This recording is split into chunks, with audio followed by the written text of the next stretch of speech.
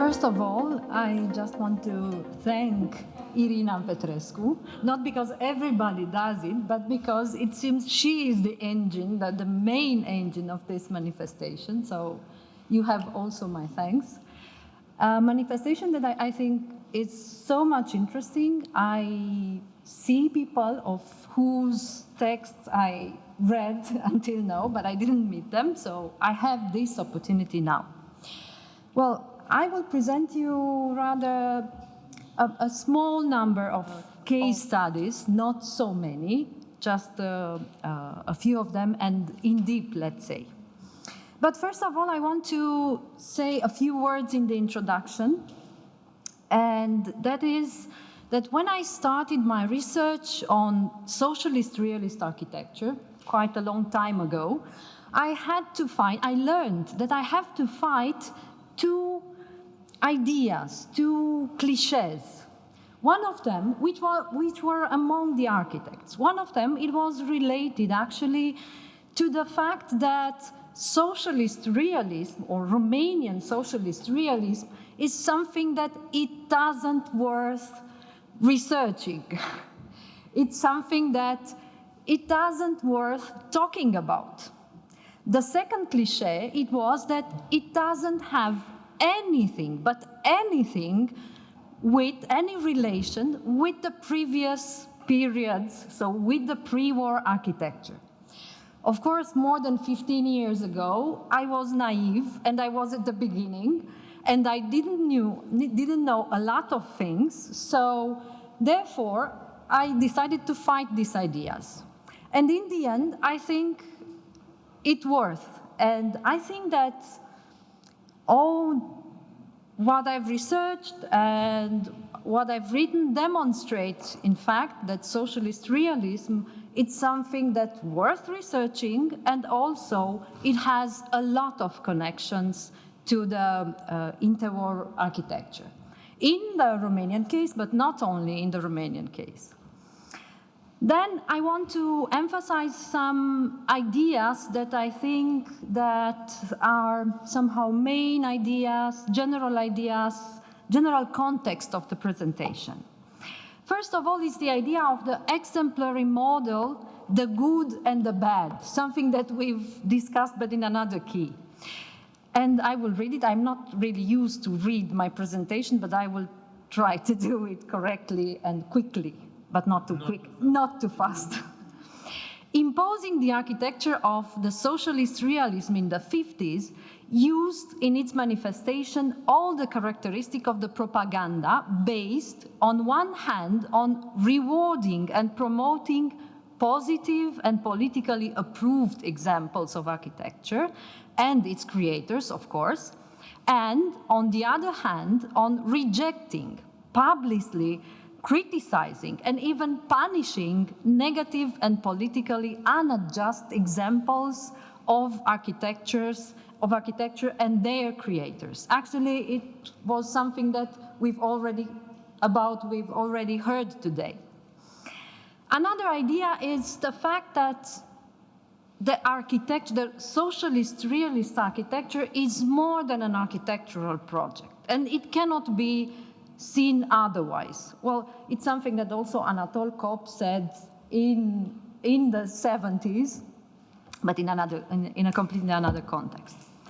The architectural characteristics of the socialist realist architecture are not to be judged only in architectural terms, since the symbolical investment with political content makes out of this architecture to be more than an architectural product, to be a construct of an invented, a promised imaginary.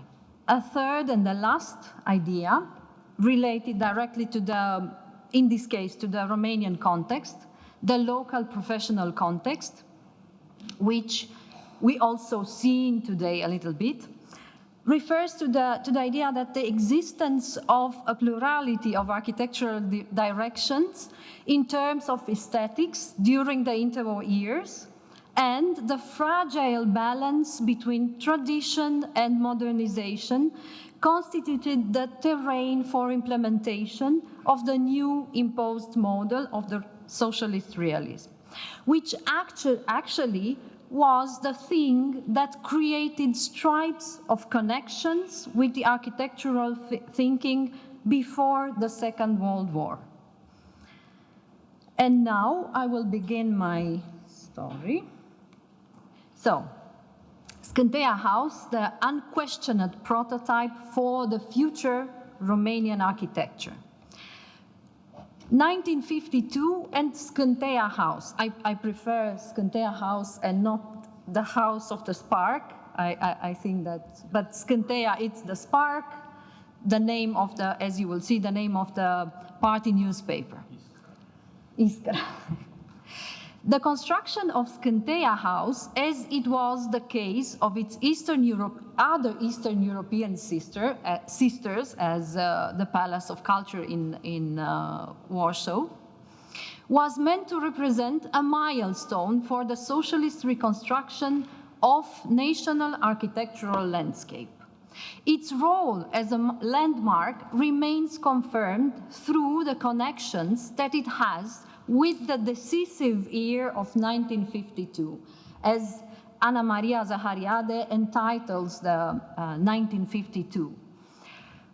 1952 marked profound changes as well in the architectural practice due to the issue of a series of legislative decisions directly referring on architecture and, on the other hand, marked the general political climate due to the adoption of the socialist constitution. Actually, it was the second one, but because the first one, it was in 1948, the one in 1952, it represented almost the exact translation of the Soviet constitution in some parts, of course.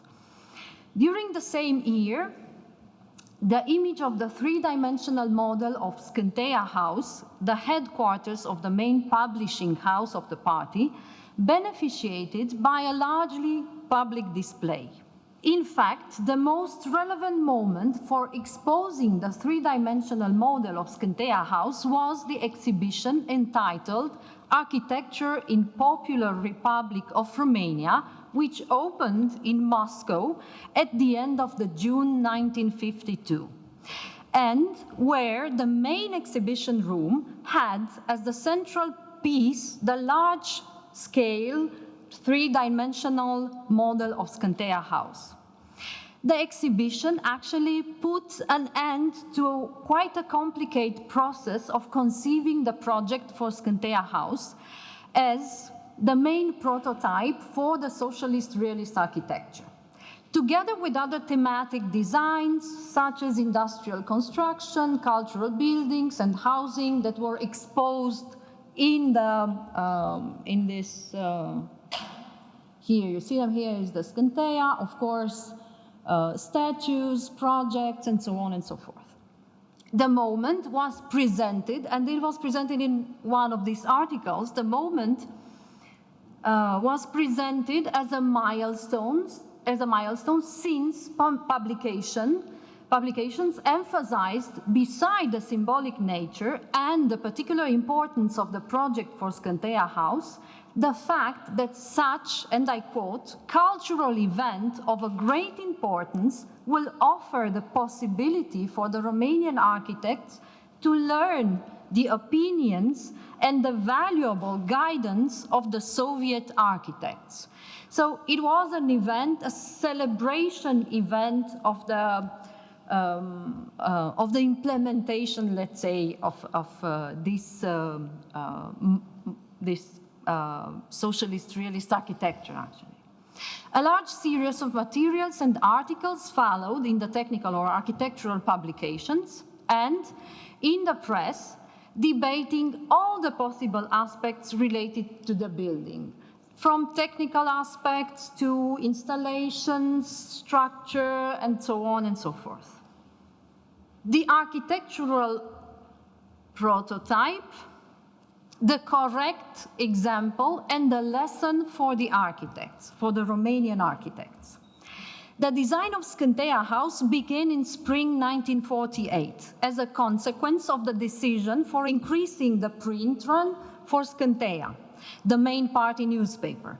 Since in 1945 they were published 60,000 copies, the print run multiplied to 770,000 copies in 1950, and it was aimed to reach an amount of 1,500,000 copies in the next years. Several sites were chosen, and in the end, 30 draft designs were prepared by a team of Romanian architects.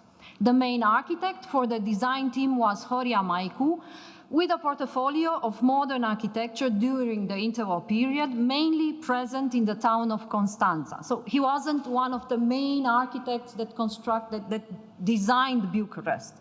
Actually, here we can have a note, a small note. He wasn't one of the architects that designed in Bucharest, because actually he was a Jewish architect, and he couldn't work for public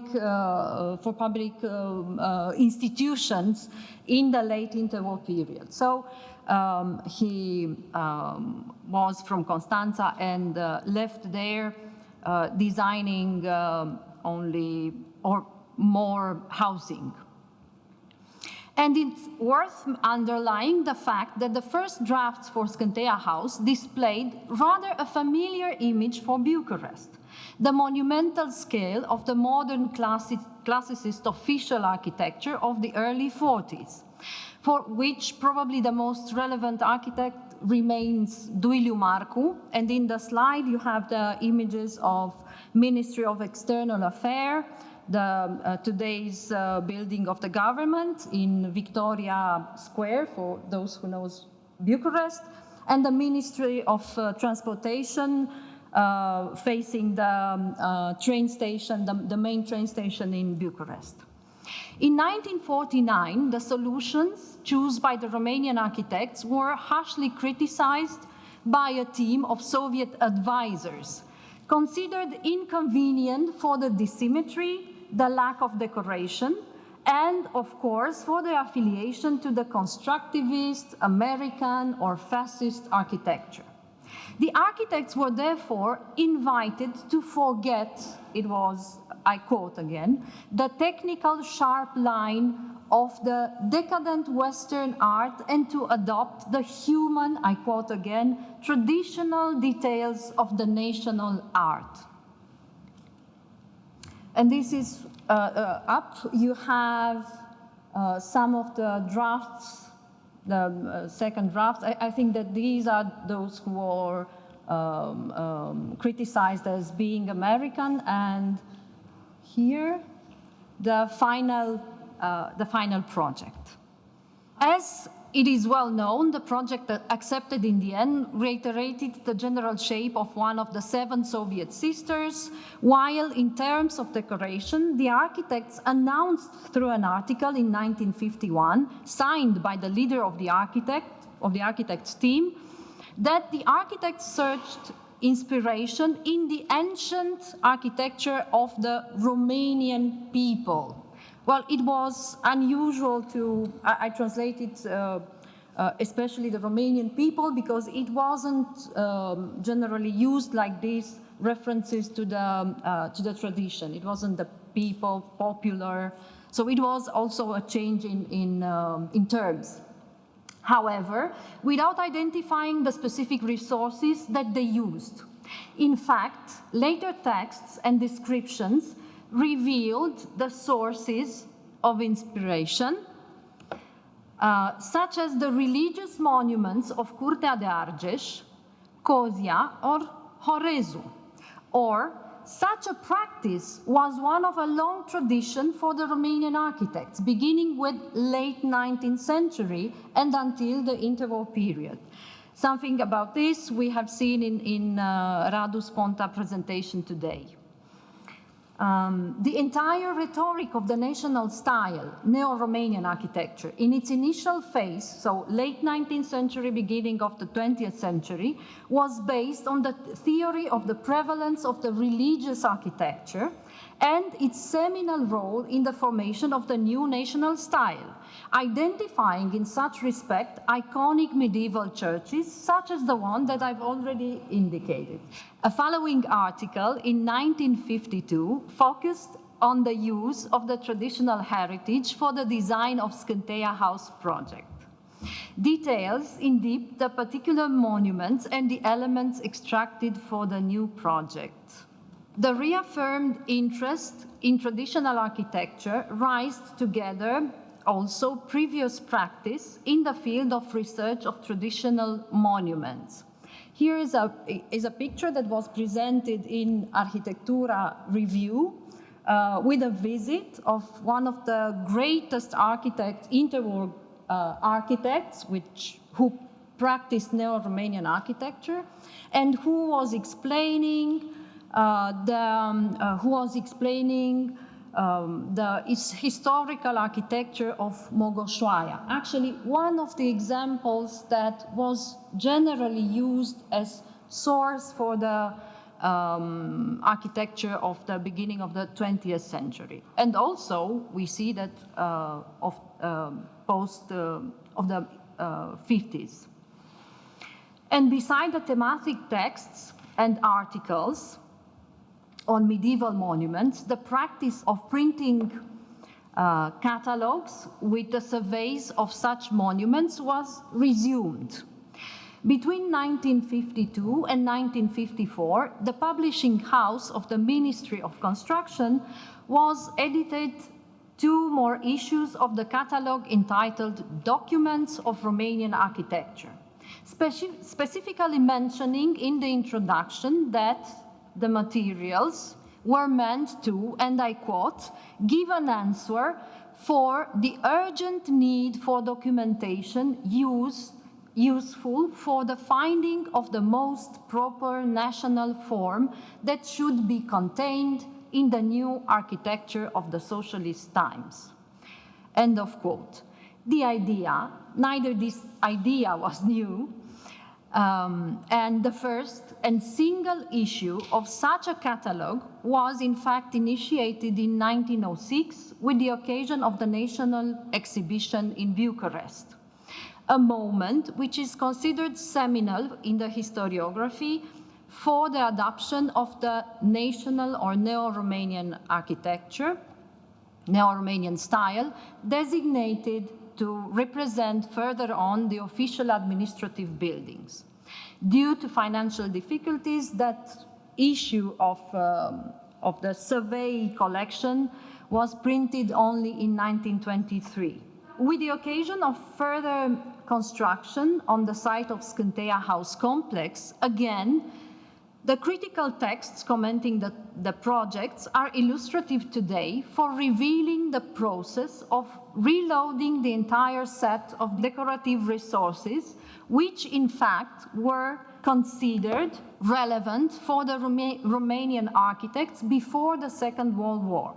For example, in the case of the interior design for the workers' lunch hall of Scânteia House, architects mentioned the use of Mogoșoaia and Potlogi Palace or Fundeni Church as sources of inspiration, yet indicating a selection that avoided more and more religious elements of architecture as a sign of change in perspective.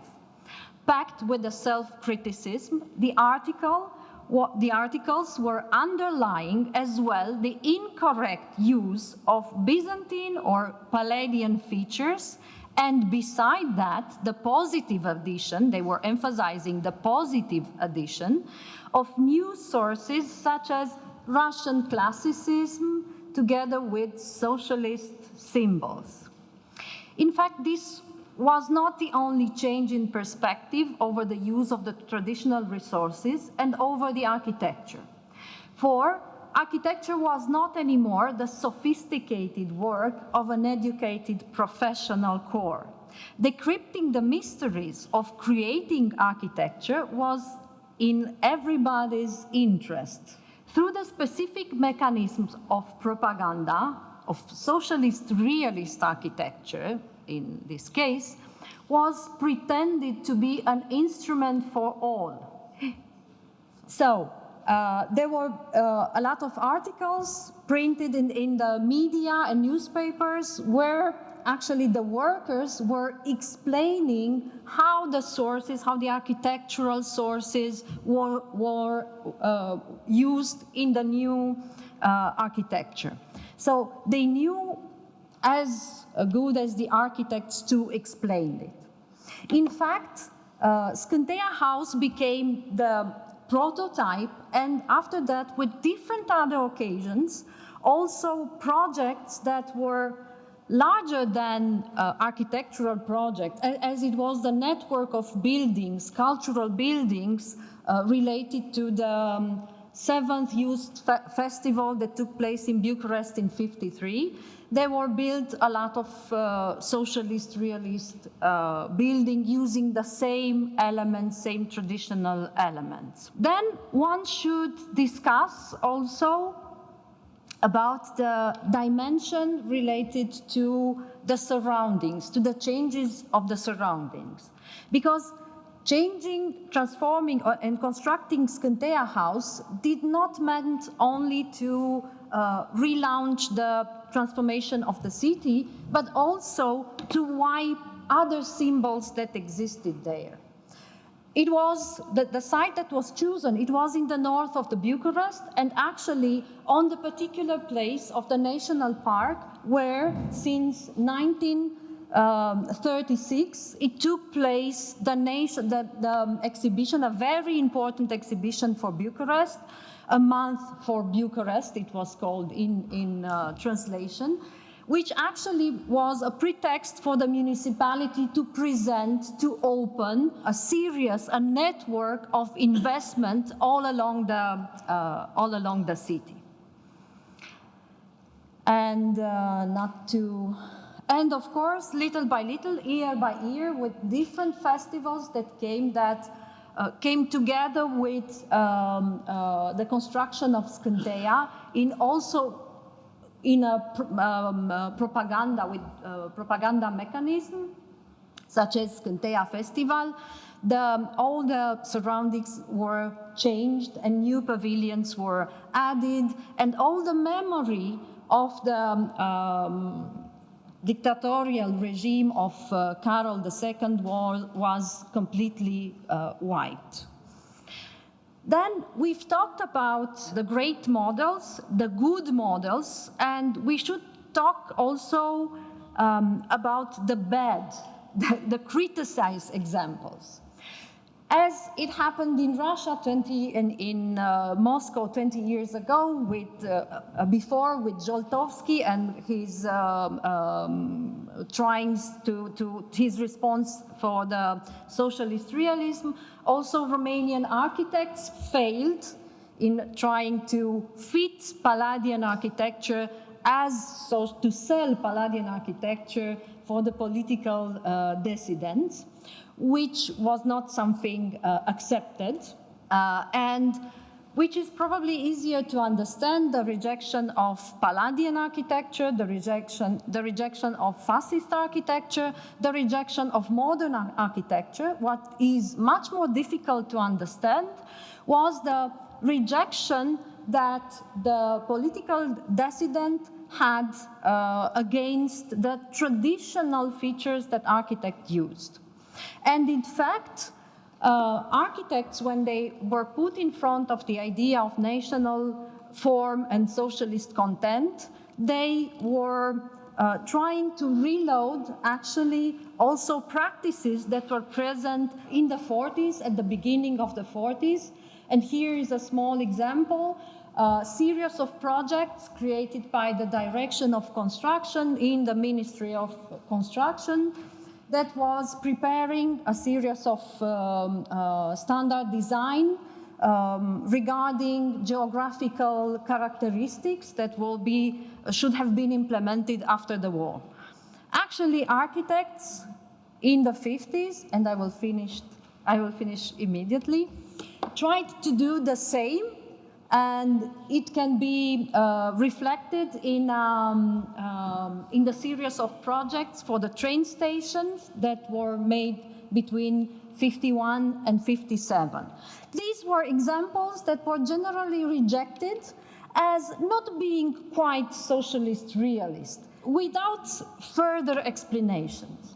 Or, as is the case of Hunedoara, the first industrial city, the great industrial investment after the 50s, where architects tried to use, as it happened actually, as we saw it happened actually in Ukraine, in Poland also, they tried to use the local Renaissance feature in the new architecture, which was harshly criticized because it didn't look urban, because it looked too rural, because it looked too medieval, because actually, and nobody said it, it looked too interwar, it looked too 40s also. It had a completely different image that the one that it's supposed to represent socialist realist architecture. Actually, I will end with an idea, because I choose this, this subject, taking into consideration some debates that are related also to the list of monuments, to the criteria of the list of monuments in Romania, which makes very difficult for post-war architecture to be enlisted. And there is, when some of the buildings were about to, so they were on the tentative list in the commission, it was always this debate around the symbolic value of the monuments. Because they said the symbolic value of the monuments is related, of all the monuments, post-war monuments in Romania, is related to communism. It's related to Stalinism. It's related to something that we hate. But the same commissions, the same people, never had problems in enlisting monuments of the 40s, of the early 40s, which actually was monuments of a regime that was also a dictatorial regime. This was because the interwar period was seen during the communist period as a myth of a golden era, a myth of the Western period of Romanian country. Only after the 90s, but actually not exactly after the 90s, in the 20s, this idea changed. And I will give you an example, and it will be the last one. In 92, at the exhibition of Sevilla, practically the Romanian pavilion was very similar to the fascist, let's say, architecture of the 40s, and used a lot of elements and symbols that were actually very much connected to that period and to the dictatorial regime. And it was okay at that moment. And it was in the 90s considered very okay, because it was the golden myth. Nobody talked about the rejection of the Jewish architects in this case. Nobody talked about the atrocity that happened also in that period. So maybe it's something on how far we are for these events and how we see them in order to connect them to different type of symbols. Thank you. Sorry.